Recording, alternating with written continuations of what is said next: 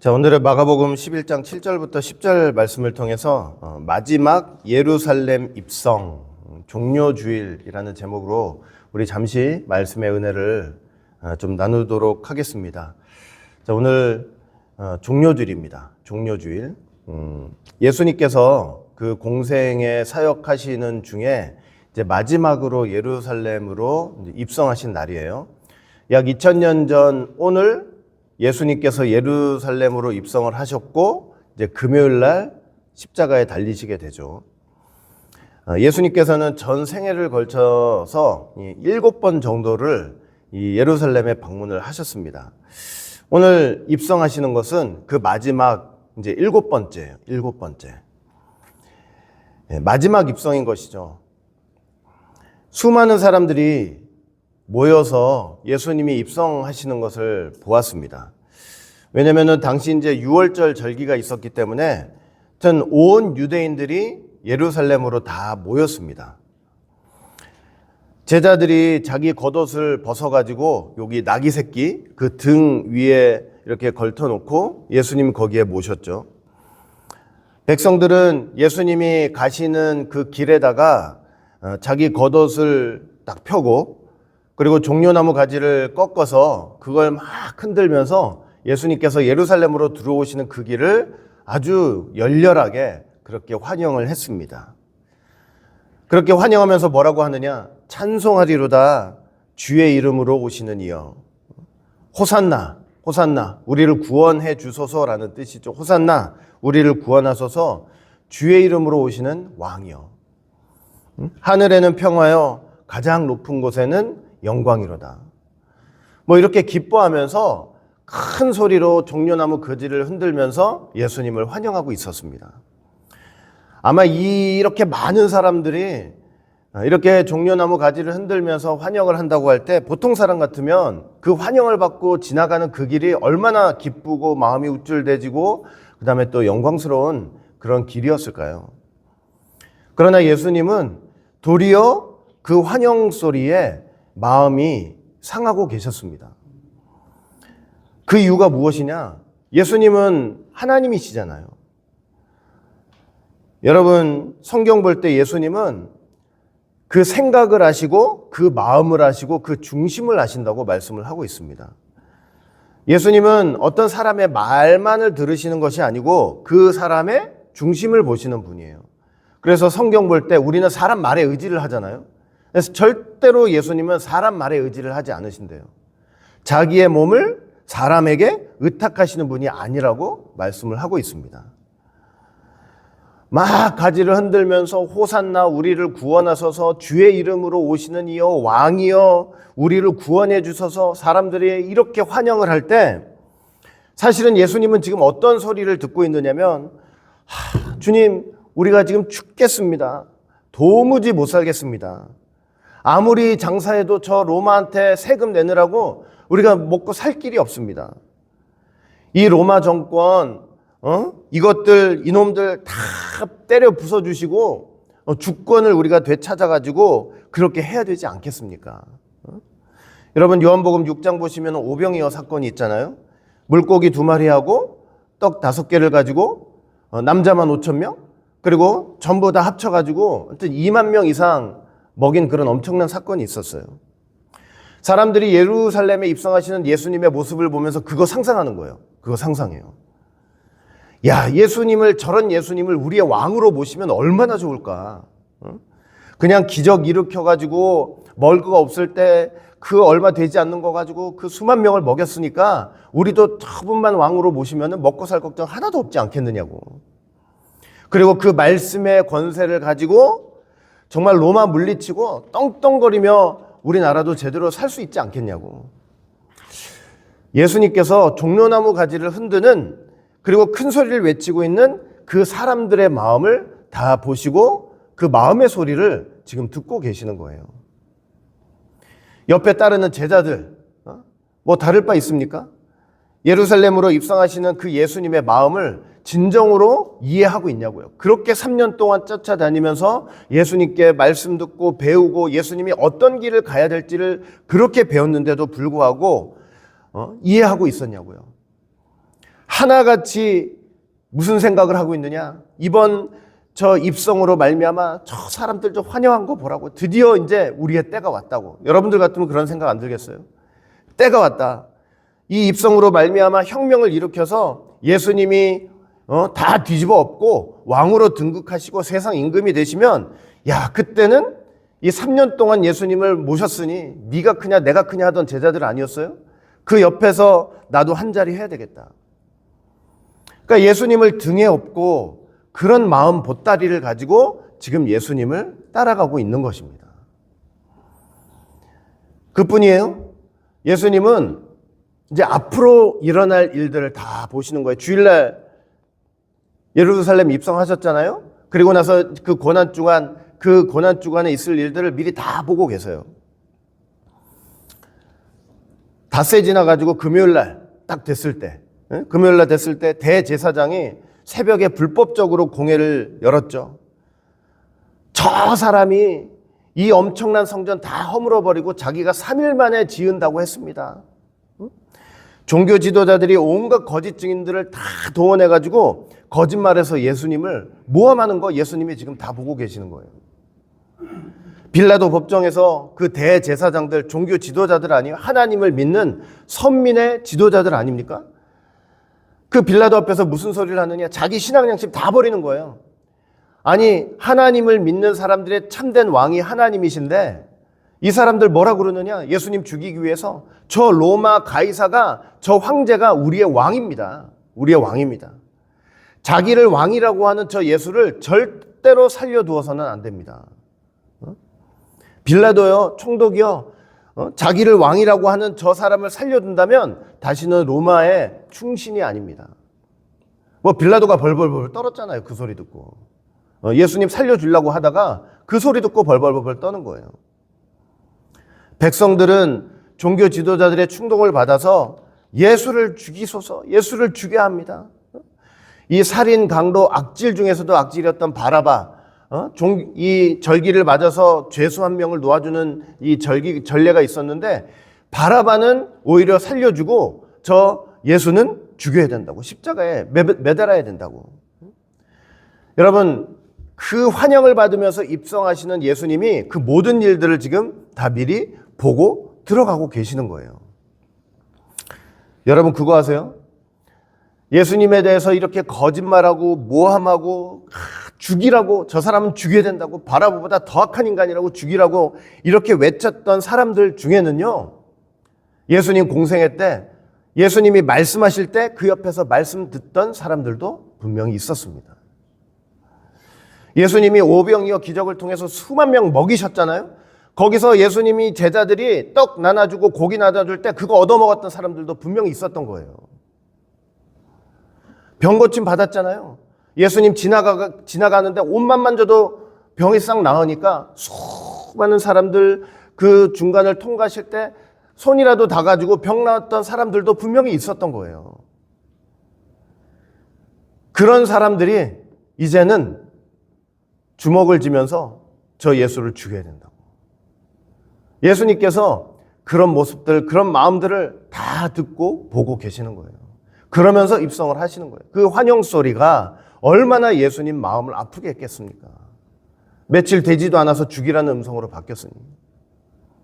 제가 새삼 깨닫는 것은, 정말 예수 믿고 교회 나와서 이렇게 신앙생활 한다고 하지만 다 똑같은 마음이 아닐 수 있겠구나.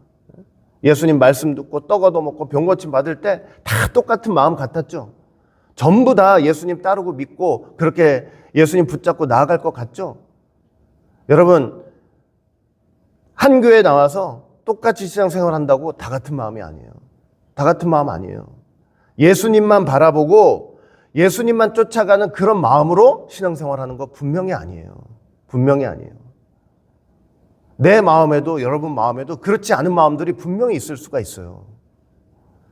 막 말씀 받고 은혜 받았다고 기뻐하던 그런 사람들 중에서라도 나중에 뭐냐? 주님을 배신할 수 있는 사람들 분명히 있어요.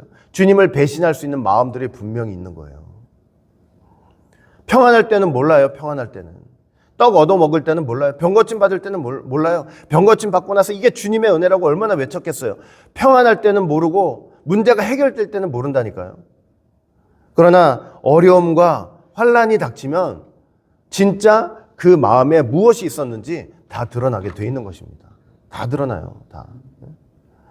우리는, 저와 여러분들은 한 하나님을 믿고 한 주를 믿고 한 성령 안에서 이렇게 귀한 구속사의 말씀을 받으며 신앙생활을 하고 있으니 제발 우리는 끝까지 예수님을 배신하지 않고 믿음으로 예수님 끝까지 옆에 서서 승리하시는 모두가 되시기를 간절히 축원을 드리겠습니다. 여러분, 교회의 본질이 뭔지 아세요? 교회의 본질? 이렇게 모이잖아요, 우리가. 이 교회의 본질이 뭐냐? 바울이 에베소 교회에 보낸 편지 속에 교회의 본질이 무엇인지를 정확히 설명해 주고 있어요.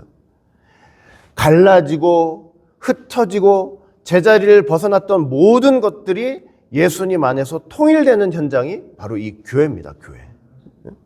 에베소서 1장 10절 보니까 하늘에 있는 것이나 땅에 있는 것이 다 그리스도 안에서 통일되게 하려 함이니라. 이 일을 어디서 하시느냐? 교회에서 하시는 거예요. 교회에서. 그러니까 우리는 교회 나온다고 할 때, 정말 예수님 믿는다고 할 때 제각각이었던 마음들, 여기 10명, 20명, 100명이 앉아있으면은 그 10가지 생각, 100가지 생각들이 다 따로따로잖아요. 따로따로잖아요. 그 제각각이었던 마음들이 오직 예수님 안에서 통일돼야 한다는 것을 여러분 꼭 믿으시기를 바라겠습니다. 여러분, 예수님이요, 그런 마음들을 다 아시고 보시고 듣고 계시기 때문에 사람들의 환영을 받지 않으시는 거예요. 기분 좋게 받으면서 우쭐대면서 이렇게 나귀 새끼를 타고 들어가시는 것 같지만 예수님은 그런 사람들의 환영을 받지 않고 계세요. 그 수많은 군중 속에서 그 엄청난 환영을 받으시면서도 사실 예수님은 너무나 고독하신 것이었습니다. 누구 하나 예수님 마음을 알아주는 사람이 없었습니다. 그 예루살렘 입성이 결국은 십자가를 지시기 위해서 올라가는 그 길이라는 것을 아무도 깨닫지 못하고 있었어요. 아무도 깨닫지 못했어요. 예수님이 하나님이시지만 인성이 있잖아요. 인성이. 예수님 찌르면 아파요, 안 아파요? 아파요. 하나님이라서 안 아픈 게 아니고 아프단 말이에요. 몸만 아픈 게 아니에요. 하나님께 버림받는 그 영혼의 고통, 말로 다 할 수 없는 거예요. 그걸 느끼시는 분이란 말이에요. 십자가를 앞두시고 그 심적 고통, 그 영혼의 고통, 여러분, 우리 같으면 까무러치는 거예요. 까무러쳐요. 저와 여러분들이 이제 5일 후에 지금 예수님이 달렸던 그 십자가에 달린다고 생각하면서 그 길을 걸어간다고 생각해 보세요. 그건 까무러쳐요. 까무러치고 절대 예루살렘 입성하지 않아요. 도망가 버리지. 도망가요, 도망가. 얼마나 마음에 고통이 크셨냐고요. 심적 고통, 영혼의 고통이. 오죽하셨으면 그 입성하시기 전에 겟세마네 입성하시고 나서 이제 돌아가시기 전에 마지막 기도 겟세마네 기도를 하시는데 3명의 제자들 한테 간곡히 부탁을 했잖아요. 내 마음이 심히 고민하여 죽게 되었으니 제발 너희들 내 옆에서 같이 나랑 함께 기도 좀 하자. 함께 기도 좀 하자. 하나님이신 그분이 새 제자들에게 같이 기도하자고 그렇게 애걸복걸 말씀을 하시잖아요. 여러분, 천상천하 예수님의 마음을 몰라요. 그 예루살렘으로 입성하시는 예수님의 마음을 아는 사람 아무도 없어요. 아무도 없어. 오직 아버지만 아시는 거예요. 아버지만 아세요. 아버지만. 여러분, 제자들에게 예수님이 이미 여러 번 말씀을 하셨어요. 지금 이 십자가의 길이 느닷없이 제자들이 깜짝 놀랄 만한 길이 아니라 이미 미리 제자들에게 여러 번 얘기를 하신 적이 있단 말이에요. 마태복음 16장 보면은 베드로가 가이사랴 빌립보 지방에서 예수님이 주는 그리스도시요 하나님의 아들입니다. 이렇게 고백을 딱 했는데 그거 듣자마자 예수님이 뭐라 그래요? 네가 고백한 그 그리스도 하나님의 아들의 갈 길이 뭐냐? 뭔지 아나? 뭔지 아느냐? 내가 예루살렘에 올라가게 될 텐데 장로들과 대제사장들과 서기관들에게 많은 고난을 받고 죽음을 당하고 제3일에 살아날 것이다. 예수님이 앞으로 갈 길을 아주 분명하고 또렷하게, 그러니까 비유와 상징으로 못 알아듣게 말씀하신 게 아니고 너무 정확하게 말씀해 주셨었다니까요. 마태복음 17장 변화사 사건 이후에서도 제자들에게 뭐라고 하셨느냐? 인자가 장차 사람들의 손에 넘겨져서 죽임을 당하고 제3일 만에 되살아날 것이다. 누가복음 18장 보면은 그 고난당하기 위해서 예루살렘을 올라가는 길 속에서도 한번 말씀하신 적이 있어요. 보라, 우리가 지금 예루살렘으로 올라가노니 선지자들을 통하여 기록된 모든 것이 인자에게 응하리라. 인자가 이방인들에게 넘겨져 희롱을 당하고 능욕을 당하고 침뱉음을 당하겠으며 그들은 책찍질하고 그를 죽일 것이나 그는 3일 만에 살아나리라. 벌써 제가 읽은 것만 해도 3번 아니에요, 3번. 그러니까 얼마나 분명하고 명확하게 말씀했는지 몰라요. 제자들에게 십자가의 길, 그 고난의 길을 가야 된다고 분명하게 말씀을 하셨다니까요. 근데 이렇게 말씀하셨는데도 이 말씀이 단 한마디도 제자들 마음 가운데 떨어지질 않았어요. 떨어지질 않았어요. 누가복음 18장 34절 보니까 제자들이 이것을 하나도 깨닫지 못하였으니 그 말씀이 감추었으므로 그들이 그 이르신 바를 알지 못하였더라. 하나도 깨닫지 못해요. 말씀이 어떻게 됐대요? 분명히 귓구멍으로 들었는데 그 들은 말씀이 내 마음 안에서 숨겨졌다는 뜻이에요. 숨겨졌다. 그 이르신 바를 알지 못하였더라. 이렇게 말씀을 하고 있죠. 왜냐? 예수님이 죽는다니까 벌써 마음과 귀를, 마음의 귀, 눈, 그 귀를 딱 닫아버리는 거예요. 죽는다고 하니까. 그걸 듣기 싫은 거예요. 왜? 3년 동안 내 모든 것들을 다 버리고 지금 예수님만 쫓아가가지고 지금 영광 받을 생각만 하고 있는데 돌아가신다고 하니까 듣고 싶은 얘기겠냐고요. 이게 듣고 싶은 메시지겠냐고요. 주님으로부터 듣고 싶은 메시지예요. 듣기 싫으니까 마음문을 다 닫아버려요. 마음문을 닫으니까 말씀이 하나도 떨어지질 않아요. 떨어지지 않으니까 말씀이 감추어져요. 여러분, 말씀이 감추어지니까 예수님의 마음을 아는 사람이 한 명도 없는 거예요. 왜냐? 예수님의 마음은 예수님의 말씀 속에 다 들어가 있거든요. 다 감춰져요. 정말 예수님은요, 너무 마음이 힘들고 죽을 지경이 되고 같이 있는 제자들이 이렇게 깨닫지 못하는 상태 속에서 너무 고독하게 그 길을 걸어가고 계셨던 거예요. 그런데도 예수님은 지금 십자가를 지시기 위해서 예루살렘으로 들어가는 이 길이 얼마나 중요한지를 너무 잘 알고 계세요. 너무 잘 알고 계세요. 아담 죄 지은 이후로 하나님께서 정말 학수고대하면서 가장 기다리신 시간이에요. 이 시간이. 하나님은 아담이 딱 타락한 다음에 타락하자마자 어딜 가 계시느냐면 벌써 골고다 언덕에 가 계시는 거예요. 거기서 발을 동동동동 구르시면서 왜 탕자가 돌아오기를 바라는 마음으로 발을 거기서 동동동동 구르시면서 예수님이 돌아오시기만을 지금 기다리고 있는 거예요. 예수님이 그 탕자를 다 등에 업고 짊어지고 다시 골고다 언덕으로 돌아오시기까지를 계속 기다리고 계시는 거예요. 그랬기 때문에 예수님은 너무 마음이 힘들고 괴롭고 앞으로 어떤 그 처참한 일, 정말 보통 사람 같으면 까무러칠 수밖에 없는 그런 일을 당할 거 아시면서도 그 길을 걸어가시는 거예요.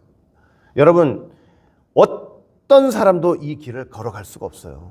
그걸 당할 거 알면서 세상 사람 누구도 이 길을 갈 수가 없어요. 못 가요, 못 가. 못 가. 그러나 예수님이시니까 가시는 거예요. 피하거나 도망가지 않고 그것도 제자들 앞에 그 입성할 때 그 고난당하는 길을 가실 때 그 나귀 새끼를 타고 제자들 제일 앞서서 가시는 거예요. 제일 앞서서. 제일 앞에. 제일 앞에.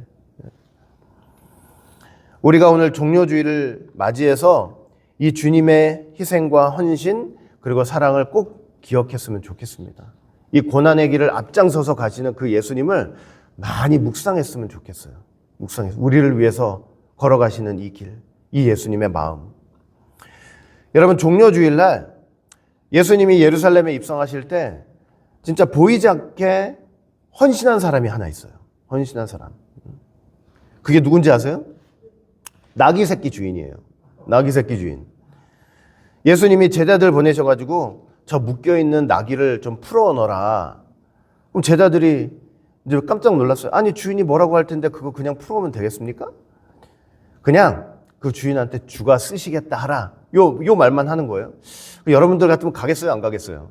저기 있는 차를 가져오래요. 지금은 낙이지만 저기 있는 차를 갖고 오래요. 근데 제가 차 가져올 때 그 차주인이 뭐라 그러면 어떡하죠? 주가 쓰시겠다 합니다. 그러고 가져올 수 있겠냐고요. 그러니까 예수님 명령 받고 가는 제자들도 대단한 거예요, 사실은. 그거 믿고 가는 제자들도. 근데 실제로 갔어요. 그 나귀가 묶여 있어서 나귀하고 나귀 새끼를 푸는 거예요. 그때 주인이 깜짝 놀라가지고 지금 뭐 하는 짓이냐고. 그랬더니 제자들이 이런저런 설명하지 않고 주님이 딱 가르쳐 주신 대로 주가 쓰시겠답니다. 그랬더니 한마디도 묻지 않고 그걸 풀어주는 거예요. 나귀 주인이 한마디도 묻지 않았어요. 그냥 나귀와 나귀 새끼를 주워버렸어요. 당신들 진짜 예수님의 제자들 맞냐고, 정말 예수님이 가져오시라고 했냐고 묻지 않았습니다. 그냥 주가 쓰시겠다는 말에 내줬어요. 아마도 나귀 주인은 분명히 예수님에 대해서 많이 알고 들었던 사람일 거예요. 그리고 예수님을 정말 특별한 하나님의 사람으로 분명히 생각하고 있었을 거예요. 주가 쓰시겠다고 할 때 그 순간 성령님께서 그 마음 감동시켜 주셔서 정말 말없이 내어준 거예요. 말없이 내어줬어요. 그런데 여러분, 그렇게 말없이 내어준 그 작은 헌신인데 그 헌신이 결국 예수님이 십자가 지시기 위해서 가는 그 길에 나귀와 나귀 새끼를 주님께 바치게 된 그런 헌신이 돼버린 거예요. 당시 예수님께 물 한 잔만 줘도 이단이라고 그랬어요. 네? 물 한 잔만 줘도. 물 한 잔만 내줘도 저거 이단이라고, 예수님께 물 갖다 바쳤다고. 그런데 그래서 예수님이 오죽하셨으면 무슨 말씀을 했냐면은, 야, 물 한 잔만 줘도, 내 이름으로 전도하는 제자들에게 물 한 잔만 줘도 내 하늘에서 절대 상을 잃지 않을 거라고까지 얘기를 하셨다니까요. 그런데 예수님 마지막 가시는 그 길에 나귀와 나귀의 새끼를 바쳤으니 이거 복 받지 않았겠냐고요. 올롱사님이 옛날에 이 말씀 하셨던 게 기억나는데, 이 가정이 큰 복을 받았다는 거예요. 큰 복을 받았다.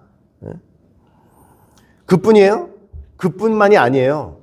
나귀와 나귀 새끼를 바침으로 이 작은 헌신이 구약 말씀을 성취하는 역사가 되어버렸어요. 여러분, 구약에 어떤 예언이 있어요? 스가랴 9장 9절 보니까 시온에 따라 크게 기뻐할지어다. 예루살렘에 살아 예루살렘에 따라 즐거이 부를지어다. 보라, 네 왕이 너에게 임하시나니 그는 공의로우시며 구원을 베푸시며 겸손하여서 뭐를 타신대요? 나귀를 타시나니 나귀의 작은 것 곧 나귀 새끼니라. 스가랴 선지자가 몇백 년 후를 내다보면서 예루살렘에 참 왕이 이렇게 입성을 하시는데 그 왕은 뭘 타고 들어오신다? 나귀 새끼를 타고 들어오신다. 예언을 했단 말이에요. 그런데 나귀 새끼 주인의 그 나귀의 주인이 그렇게 헌신하면서 내놓은 그것 때문에 이 구약 언약의 말씀이 성취되는 놀라운 역사가 있었던 거예요. 나귀 주인의 작은 헌신이 성경 예언의 성취 역사를 가져온 것입니다. 사랑하는 성도 여러분, 저와 여러분들의 작은 헌신들이 모여서 결국은 하나님의 말씀을 이루는 놀라운 역사를 가져온다는 것을 여러분 꼭 믿으시기를 바라겠습니다. 여러분, 구속경륜의 성취, 구속사의 성취를 가져오는 거예요. 여러분, 대단한 사람이 엄청나게 대단한 일을 한다고 구속사가 성취되는 거 아니에요. 여러분, 구속사 속에서 대단한 일을 하신 분은 한 분밖에 없어요. 한 분밖에 없어요. 예수님밖에 없어요. 예수님이 대단한 일을 하신 거예요.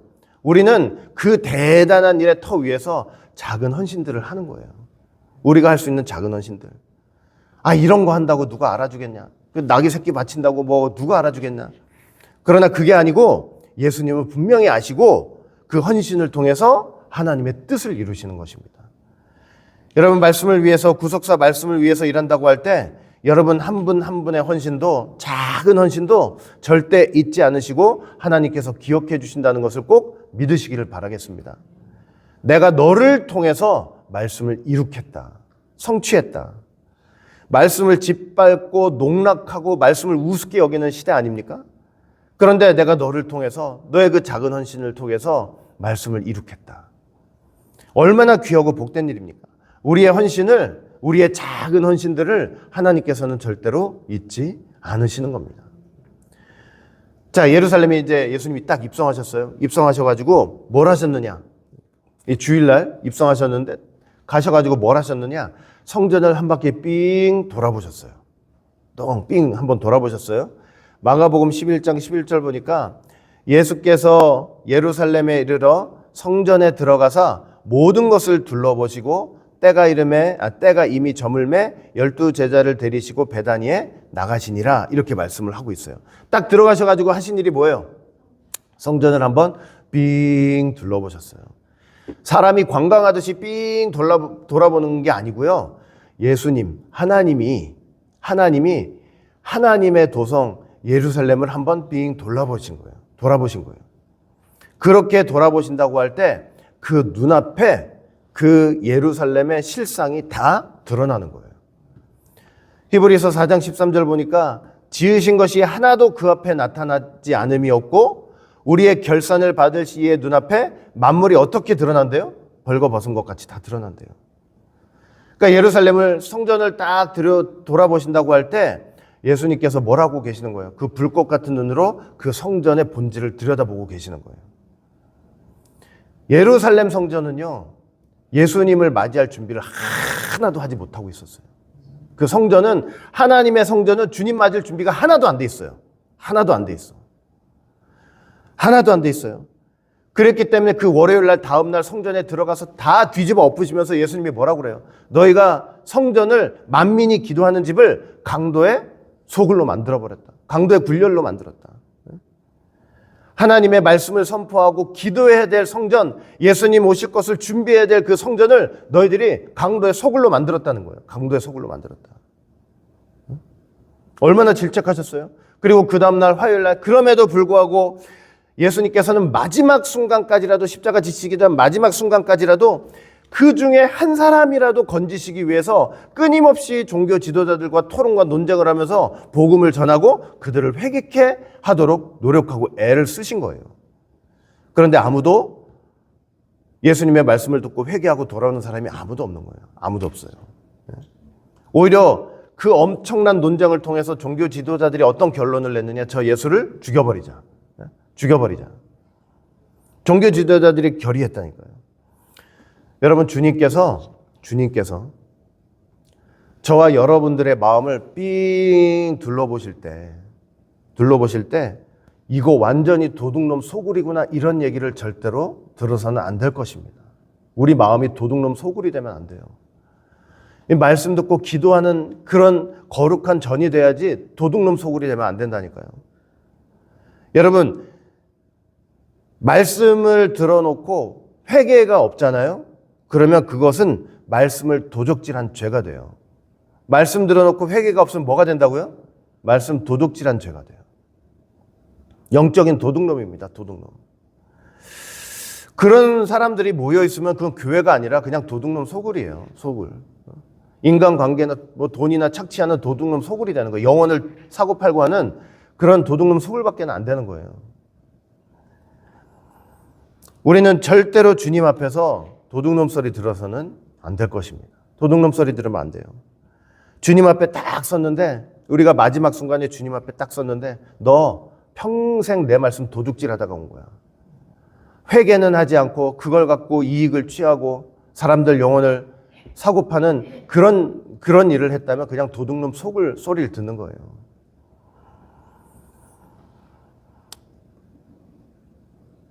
자, 마지막으로 한 말씀만 더 하고 마치겠습니다. 여러분, 6월절 규례를 보시면은 이제 1월 10일 날 이제 양을 딱 준비를 해요. 그래가지고 나흘 동안 뭘 하냐면 이 양에게 점이 있는지 흠이 있는지 이제 뭐 이렇게 다 점검하고 조사를 해요. 그리고 나서 나중에 6월절 어린 양으로 이제 바치는 거예요. 자, 고난주간도 결국 뭐냐면 이 땅에 어린 양 대신 예수님이 이 고난주간 그 월요일부터 쭉 해나가는 그 기간이 뭐였냐면 하나님 앞에 아주 흠없는 제물로 준비되는 기간이었어요. 고난주간이. 예수님도 어린 양이시잖아요. 그러니까 그 고난주간 동안 뭘 하시는 거예요? 흠 없는 제물로서 완벽하게 준비가 되고 계셨어요. 준비가 되고 계셨던 거예요.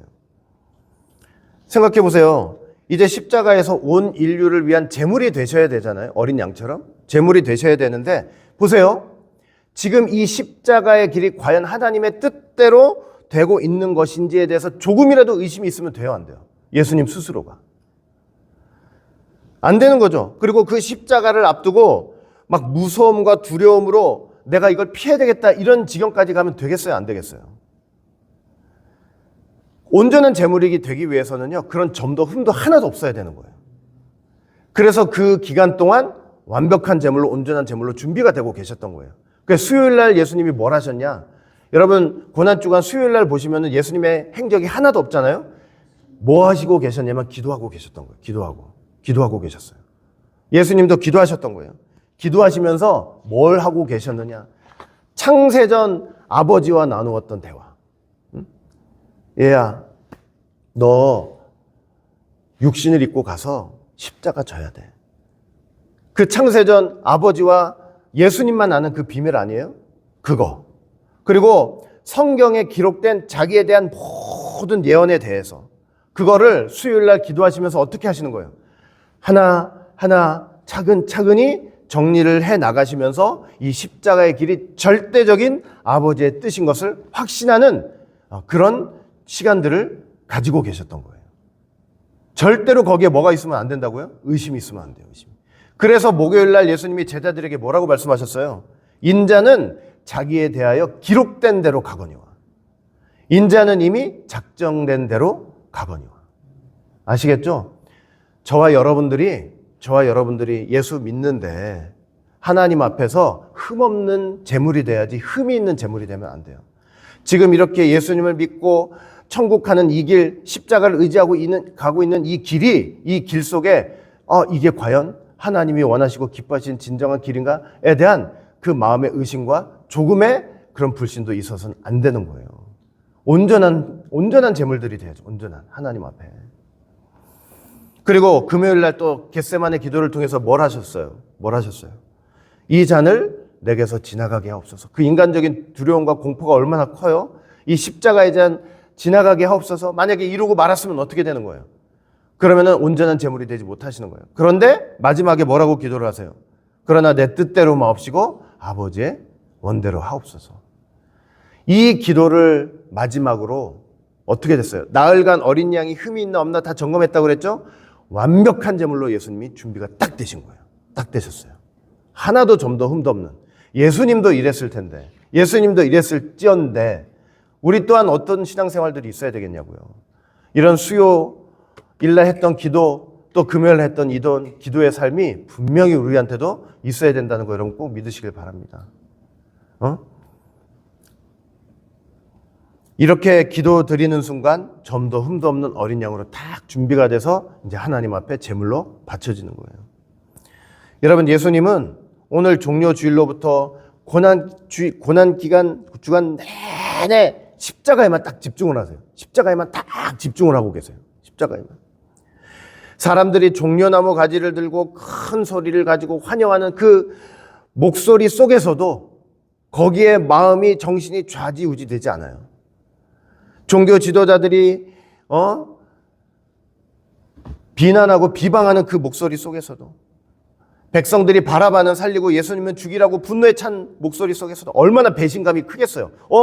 저거 내가 떡 만들 때 떡 얻어먹고 있던 놈인데 사람 같으면 그 배신감에 치를 떠는단 말이에요. 치를 떨어. 근데 거기에 마음이 하나도 동요되지 않아요. 그게 문제가 아니에요. 오직 뭐에만 지금 집중하고 계세요? 십자가에만 딱 집중하고 계시는 거예요. 이 십자가가 아버지의 뜻인 것을 확신하고 그 길을 가는데 조금도 두려움과 그런 마음으로 이 십자가를 회피하지 않도록 그 생각만 가지고 집중을 하고 계시는 거예요. 그리고 그 십자가를 향해서 한 걸음 한 걸음 걸어가고 계셨던 거예요. 우리의 신앙생활 역시 십자가만 바라보면서 그렇게 전진하는 신앙생활이 되었으면 좋겠습니다. 좋을 때나 안 좋을 때나 기분이 좋을 때 십자가, 기분 나쁘면 하나님이고 십자가고 예수님이 다 어디 있어요, 그죠? 내팽개치고. 그게 아니고 마음이 이랬다 저랬다 하지 말고 진짜 마음의 평정심을 가지고 제가 한번 성경 공부할 때 말씀드렸죠. 그 하나님 보좌 앞에 뭐가 있어요? 유리바다가 있잖아요. 유리바다. 네? 진짜 평온한 상태. 네? 예수님 믿는 사람들은 어떻게 해야 되냐면은 모진 풍파 속에서도 예수님을 향한 십자가를 향한 우리의 마음이 어떻게 돼야 돼요? 평온해야 돼요. 평온해야 돼요. 평온해야 돼요. 평정심을 가질 수 있어야 돼요. 평정심을. 네? 왔다 갔다 하지 않고 평정심을. 그 평정심을 가지고 십자가만 바라보는 우리가 되었으면 좋겠습니다. 왜냐? 그 십자가만이 우리를 구원하실 수 있기 때문이에요. 이 종료질과 고난주간을 통해서 우리를 구원하시기 위해서 오직 십자가만 바라보시고 십자가의 길을 걸으셨던 주님을 생각하면서 다시 한번 십자가의 사람으로서 무장하시는 모두가 되시기를 주의 이름으로 간절히 축원을 드리겠습니다. 기도합니다. 사랑과 은혜가 풍성하신 아버지 하나님, 오늘도 이렇게 귀하고 복된 시간을 통해서 다시 한번 종료주일 예루살렘으로 입성하시는 그 예수님의 마음과 그 상황과 처지를 또 생각해 볼 수 있도록 인도하여 주시니 진심으로 감사드립니다. 오직 십자가만 바라보시고 그 십자가의 길을 향해서 뚜벅뚜벅 걸어가셨던 그 예수님의 귀한 사랑과 그 은혜를 우리 다시 한번 깊이 생각하면서 우리도 십자가의 사람으로서 주의 뜻을 위해 정말 세상 풍파에 마음이 이리 흔들리고 저리 흔들리는 갈대와 같은 사람이 되는 것이 아니라 마음의 평정심을 가지고 주님 바라보면서 승리하며 살아가는 모두가 될 수 있도록 주님 축복해 주시옵소서. 끝까지 함께해 주시고 도와주실 줄 믿고 이 고난주간 주님의 은혜를 생각하며 감사하고 회개하는 귀한 시간이 될 줄 믿고 감사드리오며 사랑 많으신 예수님 이름으로 감사하며 간절히 기도드리옵나이다. 아멘.